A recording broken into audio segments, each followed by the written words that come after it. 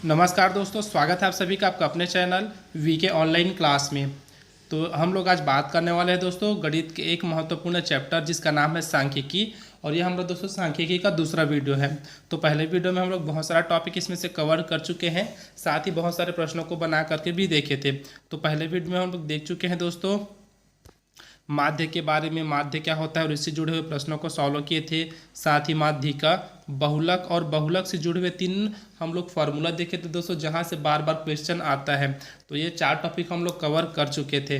तो आज की वीडियो में हम लोग देखेंगे दोस्तों परास क्या होता है, उसी प्रकार विचरण के बारे में जानेंगे, मानक विचलन और विचरण गुणांक, ये 4 टॉपिक हम लोग कवर करने वाले हैं आज के वीडियो में। आप लोग को पता ही होगा दोस्तों कि गणित का कोई सा भी अगर एग्जाम में पूछा जाता है उनमें से इस टॉपिक से क्वेश्चन आता ही आता है। तो आइए दोस्तों स्टार्ट करते हैं और देखते हैं परास क्या होता है। परास को देखने से पहले दोस्तों अगर आप लोग टेलीग्राम चलाते हैं तो हम इस चैनल पर ज्वाइन कर सकते हैं। साथ ही अगर आप लोग इंस्टाग्राम चलाते हैं तो ऊपर वाले आईडी पर हमें फॉलो कर सकते हैं। देखते हैं दोस्तों आज के हमारे प्रश्नों को और समझते हैं परास क्या होता है। तो परास को समझने से पहले दोस्तों हम लोग को क्या देखना है, परिसर देखना है, ठीक है, जिसको इंग्लिश में रेंज बोला जाता है। देख सकते हैं दोस्तों आपको दिख रहा है यहाँ पर स्क्रीन के ऊपर परिसर या फिर रेंज, ये क्या होता है इसको देखते हैं। तो हम लोग कभी परिसर कैसे निकालेंगे दोस्तों, तो आपको जो आंकड़ा दिया रहेगा ना, ठीक है, अगर जब भी प्रश्न दिया रहेगा तो कुछ आंकड़ा दिया रहेगा तो उसमें क्या करेंगे, हमको जो महत्तम मान है दोस्तों उसमें न्यूनतम मान को माइनस करना है। ठीक है, क्या करना है, महत्तम मान में न्यूनतम मान को हमको घटाना है, फिर हमें हमारा परिसर मिल जाएगा, अर्थात हमारा रेंज मिल जाएगा। तो ये हमको कुछ आंकड़ा दिया गया है दोस्तों, आप लोग देख सकते हैं स्क्रीन के ऊपर दिया है एक आंकड़ा। हमको क्या करना है, यहाँ से परिसर ज्ञात करना है। तो क्या करेंगे दोस्तों, इसी के अकॉर्डिंग चलते हैं। अर्थात सबसे पहले हम लोग लिख लेते हैं रेंज, अर्थात परिसर बराबर क्या हो जाएगा, महत्तम मान। तो इस आंकड़े में देखना है सबसे बड़ा मान कौन सा है। तो देख सकते हैं दोस्तों 5, 4, 3, 7, 9, 11, 2, 5, 7, 13, ठीक है। तो इतना दिया तो सबसे बड़ा वैल्यू कौन सा है, 11 है। तो 11 को सबसे बड़ा वैल्यू दोस्तों 13, ठीक है। क्या करेंगे, 13 है तो 13 को लिख देंगे, फिर क्या है माइनस। अब देखते हैं सबसे छोटा वैल्यू कौन सा है। तो यहाँ पर क्या है दोस्तों, ये जो 2 है ना, ये क्या है सबसे छोटा वैल्यू है। तो 2 को हम लोग यहाँ पर लिख देंगे तो ये हो जाएगा 2, घटाने पर कितना मिल जाएगा दोस्तों 11। तो यही हमारा आंसर हो जाएगा। अर्थात इसका जो रेंज है ना, जो दिया गया आंकड़ा है उसका जो रेंज है वो क्या है दोस्तों 11 है। यही हमारा यहाँ आंसर हो जाएगा। अगला देखते हैं दोस्तों, प्रश्न एक और है। इसमें भी हमको क्या करना है दोस्तों, परिसर ज्ञात करना है। ठीक है, क्या ज्ञात करेंगे, परिसर अर्थात रेंज ज्ञात करना है। तो आर बराबर क्या हो जाएगा, ये हमको आंकड़ा दिया गया है दोस्तों, देख सकते हैं। तो 29 अगर देखें दोस्तों तो हमको लगभग यहाँ सबसे बड़ा आंकड़ा यही मिल रहा है, क्योंकि 29 से छोटा क्या है 21 है और 29 से बड़ा तो कोई संख्या नहीं है। ठीक है, तो हमको यहाँ जो मैक्सिमम मान है अर्थात क्या है महत्तम मान हमें क्या मिला है, 29 मिला है। अब क्या करेंगे, सबसे छोटा मान देखेंगे। तो सबसे छोटा मान कौन सा है, 5 है, 3 है, 2 है। तो 2 हमारा सबसे छोटा मान हो जाएगा। तो 2 को हम लोग लिख देंगे। तो 29 में अगर 2 घटाते हैं दोस्तों तो कितना मिलेगा, हमको 27 मिलेगा। ठीक है, तो हमारा जो 27 है वो क्या हो जाएगा, आंसर हो जाएगा इस प्रश्न का। तो हम लोग क्या ज्ञात कर रहे हैं दोस्तों, परिसर ज्ञात कर रहे हैं। तो याद रखिएगा परिसर कैसे ज्ञात करते हैं, तो सबसे बड़ी संख्या में सबसे छोटी संख्या को घटाने पर हमें हमारा रेंज प्राप्त हो जाता है। ठीक है, जो आंसर क्वेश्चन दिया रहेगा उसका आपको रेंज ज्ञात करने के लिए रहेगा। तो क्या करेंगे, सबसे बड़ी संख्या में सबसे छोटी संख्या को घटा देंगे, फिर उसका आंसर हमको मिल जाएगा। तो बहुत आसान है दोस्तों, सांख्यिकी अगर पढ़ रहे हैं आप लोग तो बहुत ही आसान है, बस आप थोड़ा सा ध्यान दीजिएगा, फिर ये आसानी से बनते जाता है।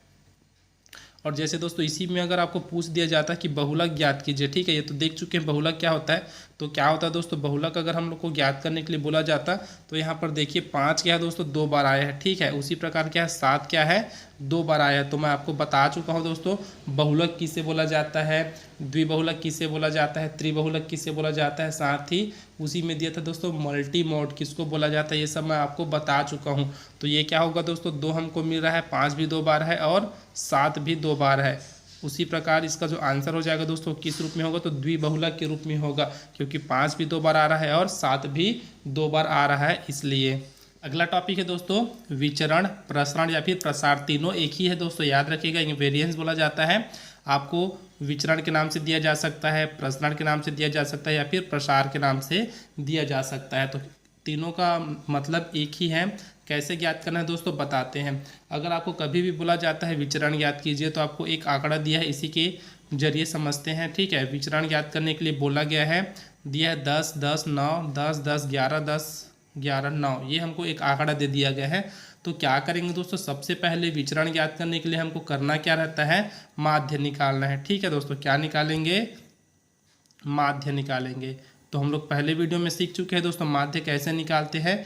तो माध्य कैसे निकालेंगे, सबसे पहला पढ़े थे दोस्तों। ठीक है, तो माध्य निकालने के लिए क्या रहता है, जितना भी आंकड़ा दिया रहता है सबको जोड़ने के बाद उतने संख्या से हम लोग भाग कर देते हैं, अर्थात इसको हम लोग औसत के रूप में भी जानते हैं। औसत और माध्य दोनों एक ही होता है। ठीक है, अर्थात दोनों को निकालने का जो तरीका है वो एक है। तो क्या करेंगे दोस्तों, सबसे पहले हम लोग यहाँ माध्य निकालेंगे। तो सबको अगर जोड़ते चले दोस्तों कितना है, तो देखते हैं 10 और 10 20 हो जाएगा। पहले 10 10 को काउंट कर लेते हैं, 20 के बाद ये 30, फिर 40 और ये हो जाएगा आपका 50। उसी प्रकार दोस्तों क्या है, यहाँ से देखें तो 11 और 9 का हो जाएगा 20, पहले 50 और 20 70, और इस 20 को करके 90। तो ऊपर में हमको कितना मिल जाएगा, 90। अब क्या करेंगे, जितनी संख्या उसे डिवाइड करेंगे तो हमको हमारा क्या मिल जाएगा, माध्य मिल जाएगा। माध्य तो कितना है दोस्तों, कितना संख्या है, तो 1 2 3 4 5 6 7 8 और एक 9, 9 संख्या है दोस्तों। ठीक है, तो कितना हो जाएगा, अगर हम लोग 90 को 9 से भाग दे तो हमको मिल जाएगा 10, अर्थात इसका माध्य हमको कितना मिल रहा है, 10 मिल रहा है। अब इसके बाद क्या करना है दोस्तों वो बताते हैं। तो इसको काट देते हैं और लिख देते हैं इसको एक कॉर्नर में। तो इसका जो माध्य मिला दोस्तों वो कितना मिल रहा है, माध्य, तो हम लोग लिख देते हैं कहीं पर, माध्य हमको मिला इसका 10। अब क्या करेंगे, हमको निकालना क्या है दोस्तों, विचरण निकालना है। ठीक है, वेरिएंस निकालना है, तो लिख देते हैं वेरिएंस। अब इसको कुछ इस प्रकार से बनाते हैं। अब क्या करेंगे, ये जो माध्य है दोस्तों इसका और दिए गए आंकड़ों का अंतर करके आपको वर्ग करना है। ठीक है दोस्तों, एक बार फिर बोल रहा हूँ, जो माध्य है उसको और दिए गए आंकड़ों का हमको अंतर ज्ञात करना है कि दोनों के बीच में कितने का अंतर है, और फिर उसका वर्ग करना है। तो देखिए दोस्तों, पहला संख्या 10 है और ये भी 10 है, दोनों का अंतर क्या है, 0 है। तो 0 का वर्ग करेंगे अर्थात क्या हो जाएगा, 0 ही हमको मिलेगा। अगला क्या है, ये भी 10 है और 10 का अंतर कितना है दोस्तों, 0 है, तो इसका भी वर्ग करेंगे तो कोई मतलब का नहीं है। अगला है दोस्तों, ये क्या है, 10 है, इधर अपने पास तीसरा संख्या क्या है, 9 है, दोनों का अंतर कितना है, 1, तो 1 का क्या करेंगे, वर्ग करेंगे। उसी प्रकार क्या है दोस्तों, अगला फिर 10 है तो फिर 0 का वर्ग, उसके बाद फिर 10 है दोस्तों तो फिर 0 का वर्ग। यहाँ तक कवर हो गया। अब क्या है, ये 11 है और ये क्या है दोस्तों, 10 है, दोनों का अंतर कितना है, 1 का अंतर है। ठीक है, दोनों का अंतर कितना, 1, तो 1 का वर्ग करेंगे। उसी प्रकार फिर अगला क्या है दोस्तों, आपका 10 है, तो इसका भी अंतर क्या है, 0 है। फिर 11 है तो इसका भी अंतर 1 हो जाएगा और 1 का वर्ग करेंगे। उसी प्रकार लास्ट में क्या है दोस्तों, 9 है, तो 9 और 10 में क्या 1 का अंतर है, तो इसको भी वर्ग कर देते हैं। तो ये दोस्तों हम लोग सबका वर्ग कर दिए। अब क्या करेंगे, कितना संख्या है दोस्तों इसको काउंट करेंगे। तो अभी काउंट किए थे 9 संख्या है टोटल। ठीक है दोस्तों, क्या किए फिर एक बार बताता हूँ। सबसे पहले माध्य निकाले हैं, माध्य निकालने के बाद क्या किया है, जो माध्य में हमको संख्या मिला है ना उसको दिए गए आंकड़ों के साथ हम लोग अंतर देख रहे हैं कि दोनों के बीच में कितने का अंतर है। जितने का अंतर मिलेगा उतने का हम लोग को वर्ग करना है। तो ये हमको मिल गया दोस्तों कुछ इस प्रकार से। अब देखिए तो 0 तो 1 2 3 4 5, जितना 0 हट जाएगा तो 1 का वर्ग मतलब 1, यहाँ भी 1 का वर्ग है, यहाँ भी 1 का वर्ग है और यहाँ भी 1 का वर्ग है, टोटल 4 है दोस्तों। ठीक है, तो 4 हो जाएगा ऊपर में और नीचे में क्या हो जाएगा, 9। तो कितना मिला दोस्तों हमको, 4/9। तो ये हमारा आंसर हो जाएगा दोस्तों, अर्थात विचरण बोल सकते हैं, प्रसरण बोल सकते हैं या फिर प्रसार बोल सकते हैं। कितना मिला हमको, 4/9 मिला। एक बार फिर बताता हूँ दोस्तों, क्या करना है आपको, सबसे पहले माध्य निकालना है। माध्य निकालने के बाद जो आंकड़े दिए रहेंगे उनका और माध्य का अंतर देखना है। जितना अंतर आएगा उतने को आपको वर्ग करते चलना है जोड़ने के साथ साथ, फिर आपको आपका आंसर मिल जाएगा, अर्थात आपको वेरिएंस वहाँ से प्राप्त हो जाएगा। अब इसको याद रखिएगा दोस्तों, जो वेरिएंस निकला है अगले टॉपिक में अर्थात मानक विचलन जब हम लोग देखेंगे ना तब भी हमारा काम आएगा, क्योंकि इसी एग्जाम्पल को लेकर के वहाँ भी हम लोग चलेंगे ताकि आसानी से आपको समझ में आ सके। तो देखते हैं दोस्तों अगला टॉपिक अपने पास क्या है, मानक विचलन। ठीक है दोस्तों, अभी बताया आपको मानक विचलन है, तो ये हमको दिया है मानक विचलन क्या है, स्टैंडर्ड डेविएशन बोलते हैं। ठीक है, क्या बोलते हैं, स्टैंडर्ड डेविएशन बोलते हैं दोस्तों मानक विचलन को। तो मानक विचलन बराबर क्या होता है, मॉड में होता है दोस्तों अंडर रूट प्रसरण। ठीक है, ये भी प्रसारण हो गया है, ये क्या है दोस्तों आपका प्रसरण है। अंदर में जो है ना दोस्तों क्या बोलते हैं, अंडर रूट के अंदर में जो है वो है प्रसरण, जो अभी हम लोग निकाले हैं ना विचरण या फिर प्रसरण, वही चीज़ है। तो इसको कैसे ज्ञात करते हैं, तो मानक विचलन के लिए हमको क्या चाहिए, इसकी ज़रूरत है। ठीक है, क्या चीज़ की ज़रूरत है, तो विचरण की ज़रूरत है या फिर प्रसरण की ज़रूरत है। तो अभी हम लोग निकाले हैं दोस्तों, इसका क्या निकाले हैं, अभी जस्ट हम लोग देखे ना पिछले टॉपिक में इसका प्रसरण निकाल करके देखे हैं। तो क्या हो जाता है हमारा प्रसरण, या फिर मैं डायरेक्ट उसको वेरिएंस लिख रहा हूँ दोस्तों, आप लोग प्रसरण लिख सकते हैं, प्रसार लिख सकते हैं या फिर विचरण लिख सकते हैं। तो कितना मिला था हमको, 4/9 मिला था, यही तो मिला था ना। अब इसके अकॉर्डिंग हम इस फॉर्मूला में मान रख देते हैं, तो क्या हो जाएगा आपका जो मानक विचलन है दोस्तों, अर्थात एच डी है, एच डी कर देते हैं। तो एच डी बराबर क्या हो जाएगा, अब देखिए ये क्या है, रूट के अंदर में है, क्या है जो इसका मान रहेगा ना वेरिएंस का, वो क्या है रूट के अंदर में है। तो रूट के अंदर में क्या है, 4/9। तो क्या हो जाएगा दोस्तों, 4 से अगर हम लोग उसको तोड़े तो 2 × 2 में टूटेगा या फिर 2 × 2 में टूटेगा। उसी प्रकार 9 क्या है दोस्तों, 3 × 3 में टूटेगा। तो एक एक बाहर निकलेगा, तो ऊपर में क्या निकल जाएगा 2, नीचे में क्या निकलेगा 3। तो ये आपका आंसर आ जाएगा दोस्तों, अर्थात एच डी हमको क्या मिला यहाँ से, 2/3 मिला। ठीक है दोस्तों, एक बार फिर बताता हूँ क्या किए हैं। सबसे पहले जो आंकड़ा दिया रहेगा दोस्तों, उसको हमको क्या करना है, प्रसरण निकालना है। याद रखिएगा दोस्तों, हमको क्या निकालना है, प्रसरण निकालना है। प्रसरण निकालना कैसे है, मैं जस्ट अभी ऊपर आपको बताया हूँ कि प्रसरण कैसे निकालते हैं। प्रसरण निकालने के बाद जितना भी आएगा दोस्तों, आपको रूट के अंदर लेना है, तो रूट के अंदर ले लिए। बाहर में आपको मॉड टाइप का दिख रहा होगा, मॉड टाइप लिखने का मतलब ये है दोस्तों कि हमको हमेशा पॉजिटिव मान लेना है। ठीक है, जैसे रूट से निकलने के बाद ये क्या होता है, प्लस माइनस के फॉर्म में होता है। तो प्लस माइनस के फॉर्म में ना लेकर के हमको डायरेक्ट क्या लेना है, सिर्फ प्लस लेना है। इसीलिए मैं यहाँ पर डायरेक्ट 2/3 लिख दिया हूँ, वरना यहाँ पर क्या होता, प्लस माइनस 2/3 होता। इस प्रकार से आपको देखने को मिलता है। लेकिन हम लोग को क्या लेना है, कभी भी आप लोग मानक विचलन निकालेंगे तो आपको आंसर को हमेशा प्लस में लेना है। इसीलिए देखिए फॉर्मूला के बाहर में आपको मॉड का साइन दिख रहा होगा। ठीक है, तो यहाँ भी ले लेते हैं, अगर लेंगे तब भी ठीक है, अगर आप लोग नहीं ले रहे हैं तो जो भी अगर आएगा उसको आपको प्लस में ही मान लेना है। तो ये हमारा मानक विचलन यहाँ से प्राप्त हो जाएगा। अगला देखते हैं दोस्तों क्या है, तो हमारे पास अंतिम है दोस्तों विचरण गुणांक। ठीक है, क्या है विचरण गुणांक, तो कैसे निकालते हैं विचरण गुणांक, आपको देख सकते हैं यहाँ पर दिख रहा होगा।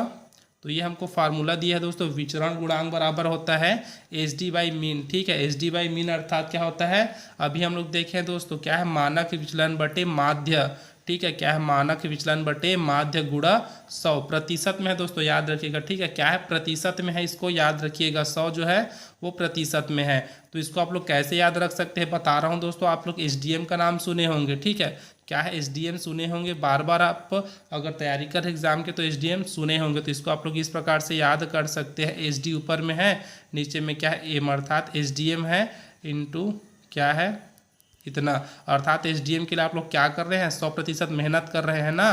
तो वही चीज़ है एसडीएम। ठीक है, क्या है, तो विचलन गुणांक बराबर क्या हो जाएगा, एसडीएम। तो एसडी का मतलब हमको पता है क्या होता है, स्टैंडर्ड डेविएशन होता है। एम का मतलब हम लोग क्या देखें दोस्तों, मीन देखें, अर्थात माध्य होता है एम का मतलब। उसी प्रकार क्या करेंगे, लास्ट में मल्टीप्लाई करेंगे दोस्तों 100% से।